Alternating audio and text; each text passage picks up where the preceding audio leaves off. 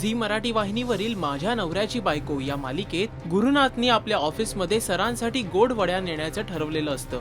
तो जेव्हा आपला डबा उघडून पाहतो त्यावेळी ढोकळा असल्याचं त्याच्या लक्षात येतं। त्यावेळी सर्वांना वाटतं की गुरुनाथनी चुकून डबा आणलाय आणि यामुळे गुरुनाथची चांगलीच तारांबळ उडते।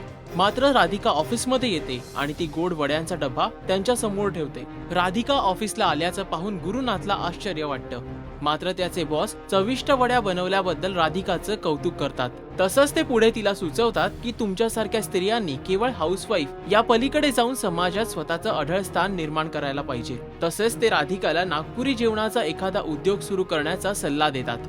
राधिकाला गुरुनाथच्या बॉसचं बोलणं पटतं। राधिकाच्या सोसायटीमधील 2 महिला तिला टोमणे मारायला सुरुवात करतात की जर कोणी दुसरी व्यक्ती असती तर तिनं जीव दिला असता। मात्र राधिका त्यांना निक्षून सांगते, जर मी कोणताच गुन्हा केला नाही तर मी स्वतःचं आयुष्य का संपवू आणि माझ्या संसारात आलेल्या चढ उताराबद्दल चर्चा करून तुम्ही नक्की काय साध्य करू इच्छितात।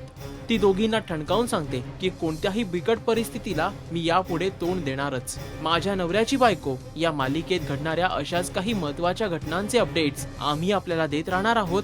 त्यासाठी पहा राजश्री मराठी। नमस्कार, मी अभिजित खांडकेकर आणि तुम्ही मला पाहत आहात राजश्री मराठी।